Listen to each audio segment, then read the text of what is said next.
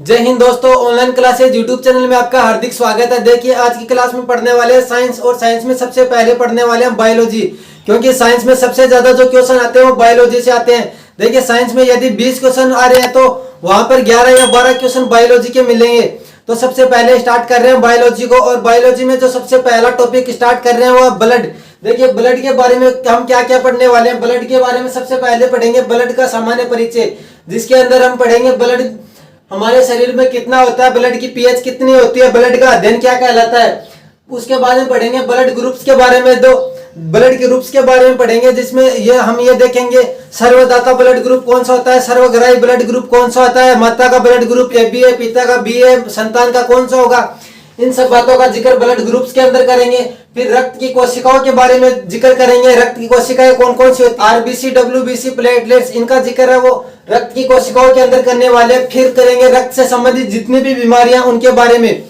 देखिए स्टार्ट करते हैं रक्त का सामान्य परिचय। सामान्य परिचय में सबसे पहले स्टार्ट करते हैं। देखिए रक्त क्या होता है, सबसे पहले यही क्वेश्चन आता है, रक्त क्या होता है। देखिए रक्त एक अर्धठोस तरल संयोजी उत्तक होता है। तरल संयोजी उत्तक होता है। एसएससी में यह क्वेश्चन 5 से 6 बार तो मैंने देख लिया, 5 से 6 बार तो मैंने देख लिया। ये क्वेश्चन बहुत बार पूछते हैं। देखिए अर्धठोस बहुत कम मिलता है एग्जाम्स में, अर्धठोस बहुत कम मिलता है, सिर्फ इतना ही देते हैं तरल संयोजी उत्तक, ऑप्शन में इतना ही मिलता है। लेकिन अर्धठोस भी इसकी प्रॉपर्टी है, ये भी आपको याद रखना है। तरल इसकी फॉर्म होती है, किस फॉर्म में होता है, ब्लड किस फॉर्म में होता है, ठोस में होता है, गैस में होता है, तरल में होता है। तो आपको याद रखना है ब्लड है वो तरल होता है। संयोजी का मतलब होता है कनेक्टिव, अंगों को आपस में कनेक्ट करने का कार्य करता है कनेक्टिव। ब्लड है वो अंगों को आपस में कनेक्ट करता है। कैसे कनेक्ट करता है, देखिए मेरे सर में भी ब्लड बह रहा है, मेरे हाथों में भी ब्लड बह रहा है, मेरे पैरों में भी ब्लड बह रहा है। इन सबको जोड़ने का जो कार्य करता है वो ब्लड करता है, इसलिए इसको संयोजी बोला जाता है, कनेक्टिव टिश्यू बोला जाता है। टिश्यू का मतलब यह कोशिकाओं का संयोजन है। ब्लड का जो अध्ययन होता है, ये क्वेश्चन भी बहुत बार आ गया है। देखिए वही क्वेश्चन करा रहा हूं जो एग्जाम की दृष्टि से महत्वपूर्ण है। यहाँ पर एमबीबीएस नहीं बनना आपको। के अध्ययन को कहते हैं हेमेटोलॉजी।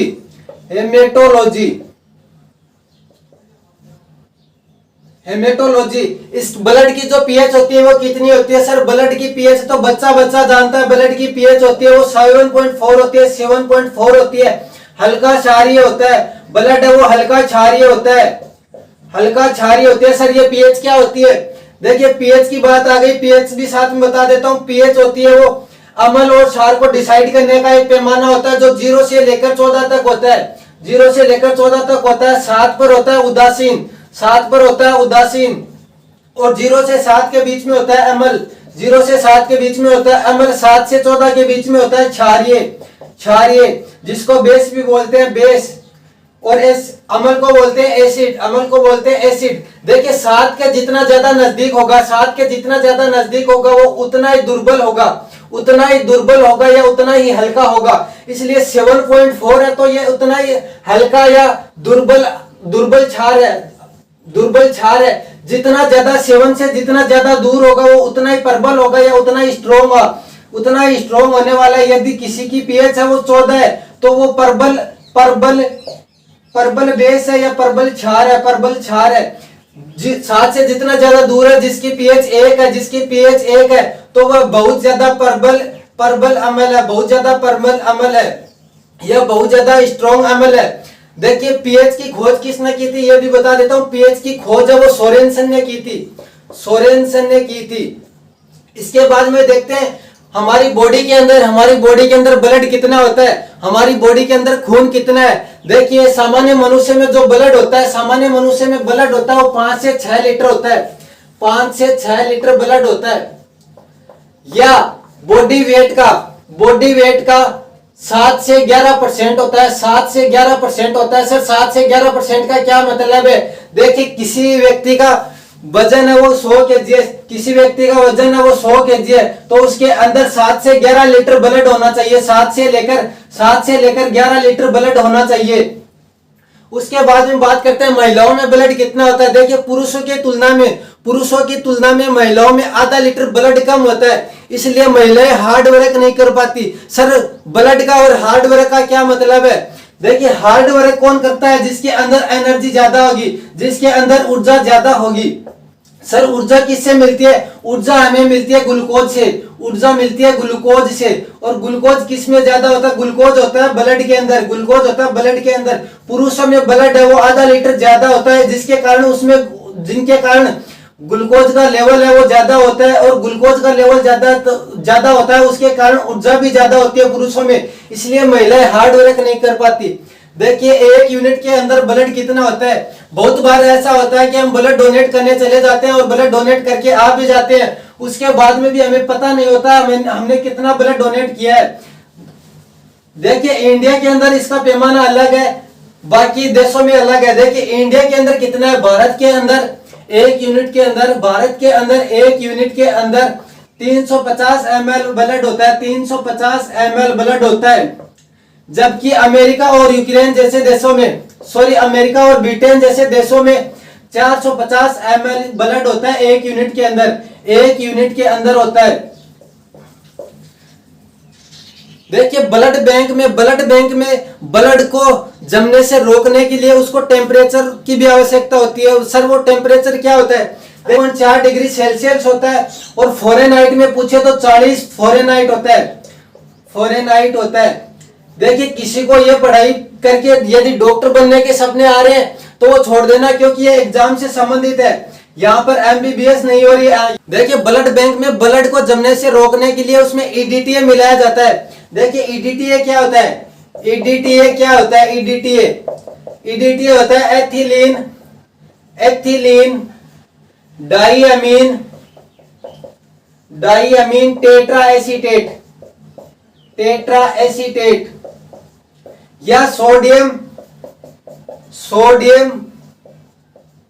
सीट्रेट या सोडियम ऑक्जिलेट।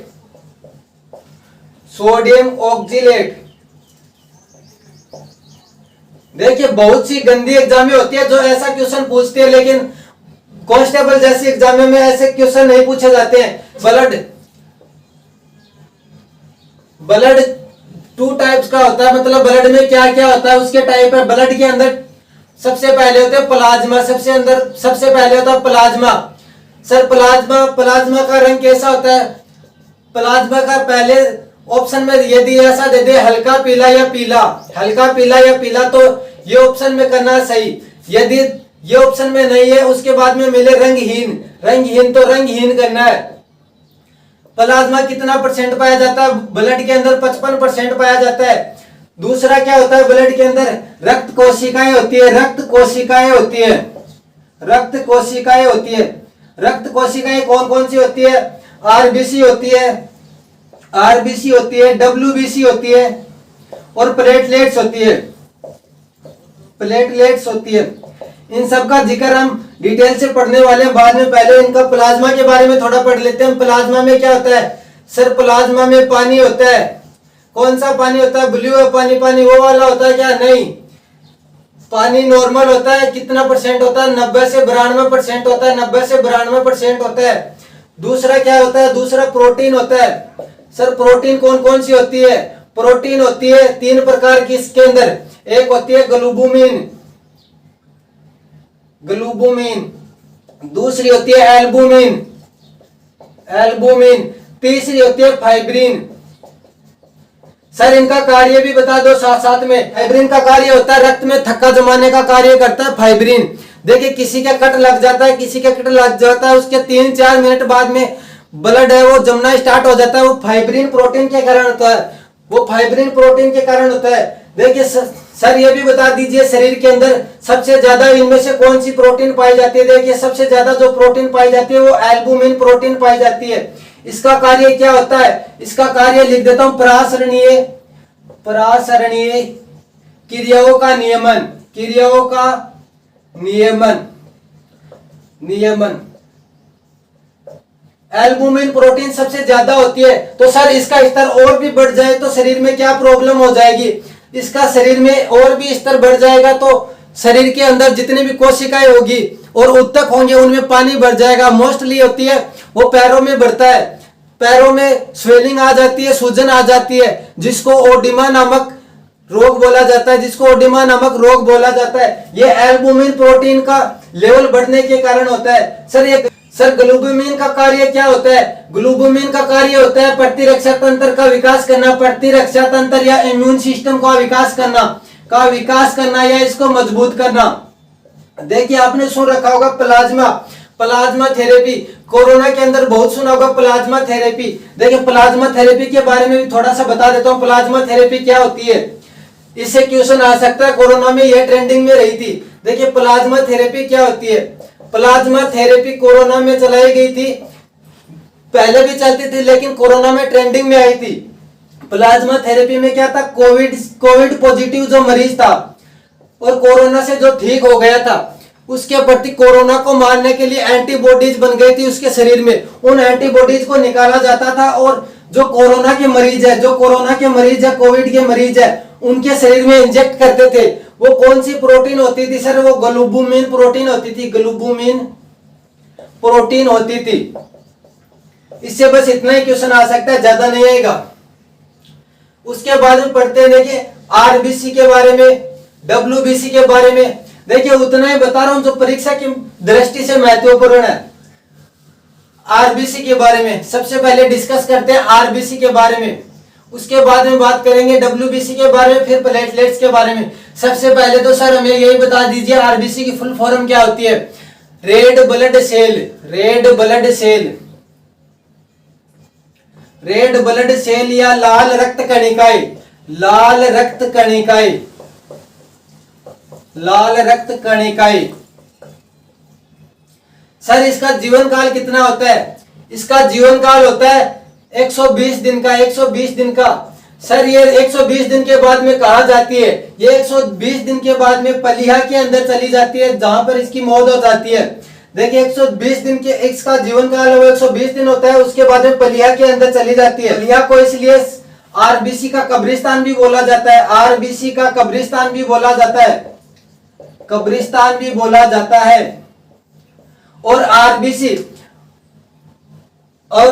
का कब्रिस्तान भी बोला जाता है। और इसको बोला जाता है शरीर की ब्लड बैंक, शरीर की blood bank, blood bank. Sir शरीर की ब्लड बैंक क्यों बोला जाता है? देखिए वयस्क के अंदर जो ब्लड बनता है वो पलिया के अंदर ही बनता है, अस्थि मज्जा के अंदर ही बनता है। जो मोटी हड्डियां होती है उनके अंदर ही बनता है ब्लड, इसलिए इसको शरीर की ब्लड बैंक भी बोला जाता है। सर भ्रूणीय अवस्था में किस में बनता है? तो फिर ब्लड, देखिए भ्रूणीय अवस्था में ब्लड बनता है यकृत में, यकृत को बोलते हैं लीवर, यकृत को बोलते हैं लीवर। और लीवर है वो शरीर का सबसे भोला अंग बोला जाता है, लीवर को शरीर का सबसे भोला अंग भी बोला जाता है। शरीर की जो लेबोरेटरी बोला जाता है, प्रयोगशाला बोली जाती है, वो लीवर को बोली जाती है। सर लीवर का वजन कितना आता है? लीवर का वजन होता है 1.5 केजी, 1.5 केजी। देखिए आरबीसी को इरिथ्रोसाइट भी बोलते हैं, इरिथ्रोसाइट भी बोलते हैं। आरबीसी के अंदर वो केंद्रक नहीं पाया जाता, स्तनधारियों में केंद्रक नहीं पाया जाता है, आरबीसी में स्तनधारियों की जो आरबीसी होती है उनमें केंद्रक नहीं पाया जाता है। पर दो ऐसे अपवाद हैं जिनमें केंद्रक पाया जाता है। दो अपवाद कौन कौन से हैं? सर एक तो ऊंट हो गया, ऊंट भी स्तनधारी है। एक हो गया लांबा, इन दोनों की आरबीसी में केंद्रक पाया जाता है, जबकि स्तनधारियों की आरबीसी में केंद्रक नहीं पाया जाता। ये दोनों स्तनधारी होने के बावजूद भी इनकी आरबीसी में केंद्रक पाया जाता है। कई गंदे बच्चे पूछेंगे लांबा क्या होता है? सर देखिए लांबा होता है ऊंट की तरह दिखने वाला एक जानवर, जिसके शरीर पर बहुत ज्यादा बाल होते हैं, ऊंट की तरह ही दिखता है। ये अफ्रीका के जंगलों में पाया जाता है। ये कोई नहीं पूछेगा लांबा क्या होता है, पर कई गंदे बच्चों के दिमाग में ऐसे सवाल आते हैं। उसके बाद में बात करते हैं इनकी संख्या कितनी होती है, शरीर के अंदर आरबीसी की संख्या कितनी होती है। देखिए पुरुषों में जो संख्या होती है वो 55 से 60 लाख के मध्य होती है, 55 से 60 लाख के मध्य होती है। ये 50 भी हो सकती है, ये 55 भी हो सकती है। महिलाओं में कितनी होती है? 45 से 50 लाख, 45 से 50 लाख होती है। देखिए धरातल से पहाड़ों की तरफ जाते हैं तो आरबीसी की संख्या में कमी आती है, आरबीसी की संख्या में कमी आती है। इस प्रक्रिया को क्या बोलते हैं? पॉलीसाइथीनिया। यह क्वेश्चन एसएससी में आ गया था, कई बार रेलवे में भी आ गया है कि धरातल से पहाड़ों पर जाते हैं तो आरबीसी में कमी आती है। इस प्रक्रिया को क्या बोलते हैं? पॉलीसाइथीनिया बोलते हैं। देखिए सबसे बड़ी आरबीसी होती है वो किस में पाई जाती है? सबसे छोटी किस में पाई जाती है? सबसे बड़ी होती है वो मेंढक में पाई जाती है। और मेंढक क्या है? एक उभयचर है। उभयचर किसको बोलते हैं? जो जल और थल दोनों में रह सकते हैं। सबसे छोटी आरबीसी किस में होती है? सबसे छोटी आरबीसी होती है कस्तूरी मृग में। अब बात करते हैं आरबीसी की कमी से कौन सा रोग होता है। देखिए आरबीसी की कमी से कौन सा रोग होता है? आरबीसी की कमी से रोग होता है, सर सबने सुन रखा, एनीमिया रोग होता है। इसमें क्या बड़ी बात है? एनीमिया होता है। एनीमिया तो होता है, लेकिन एनीमिया कितने प्रकार का होता है? एग्जाम्स में ये पूछते हैं, रेलवे में ये ज्यादा पूछते हैं, इतना डीप रेलवे में पूछते हैं, एसएससी में भी नहीं पूछते हैं। देखिए एनीमिया होता है वो 3 टाइप का होता है। एक सामान्य एनीमिया होता है। सामान्य एनीमिया किसकी कमी से होता है? देखिए सामान्य एनीमिया वो लोहे की कमी से होती है, लोहे या आयरन की कमी से होता है। इसको हम साइंस में बोलते हैं Fe+2। दूसरा होता है पनीसियस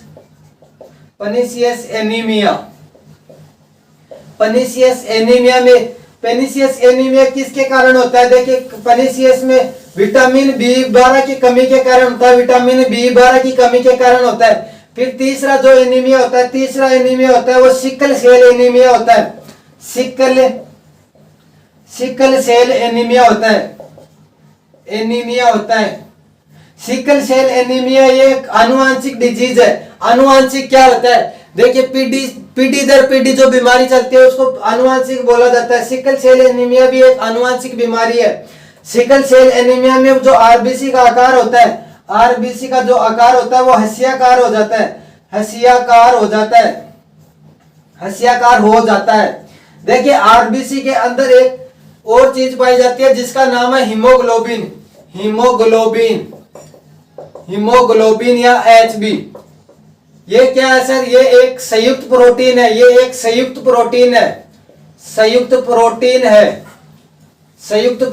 है। हीमोग्लोबिन किसकी संयुक्त प्रोटीन है? देखिए हीमोग्लोबिन किससे बनती है? हिम प्लस ग्लोबिन से बनती है। हिम का मतलब क्या होता है? साइंस के सभी बच्चों को पता है। हिम का मतलब Fe+2 होता है, आयरन होता है। ग्लोबिन क्या होता है? ग्लोबिन एक प्रोटीन होती है। ग्लोबिन का कितना परसेंट होता है हीमोग्लोबिन में? ग्लोबिन का परसेंट होता है 95%, जबकि 5% होती है वो Fe+2 होता है। 5% है वो Fe+2 होता है। इतना डीप में कोई एग्जाम नहीं पूछती, रेलवे पूछ सकती है, इसलिए बता देता हूं। उसके बाद में देखते हैं, देखिए हीमोग्लोबिन का दूसरा कार्य क्या है? हीमोग्लोबिन का एक कार्य और है। हीमोग्लोबिन एक परिवहन या वाहन है। सर ये किसका वहन करती है? देखिए ऑक्सीजन के अणुओं का वहन करती है। हमारे ब्लड के अंदर जो ऑक्सीजन की सप्लाई करता है वो हीमोग्लोबिन ही करता है। ऑक्सीजन के 4 अणुओं को, देखिए हीमोग्लोबिन का जो एक अणु है, वो ऑक्सीजन के 4 अणुओं का परिवहन करती है। 4 अणुओं का परिवहन करती है। ब्लड का जो लाल रंग होता है वो किस कारण होता है? देखिए ब्लड का लाल रंग होता है वो हीमोग्लोबिन में एक तत्व पाया जाता है। Fe+2 नामक का, जिसे सबको पता आयरन बोलते हैं, लोहा बोलते हैं। इसके कारण जो ब्लड का रंग होता है वो लाल होता है, ब्लड का कलर होता है वो लाल होता है। देखिए हीमोग्लोबिन का खुद का कलर कैसा होता है? हीमोग्लोबिन का खुद का कलर होता है बैंगनी। देखिए कुछ चीजें हैं जो फैक्चुअल चीजें वो आपको रटनी पड़ेगी। मैं इसमें क्या रटा दूं? हीमोग्लोबिन है, इसमें क्या ही ट्रिक बता दूं? हीमोग्लोबिन का कलर वो बैंगनी होता है। एग्जाम पास करने के लिए कुछ चीजें रटनी पड़ेंगी साइंस में भी। और यदि ऐसे में समझाने लग जाऊंगा तो बहुत बड़ा टॉपिक हो जाएगा।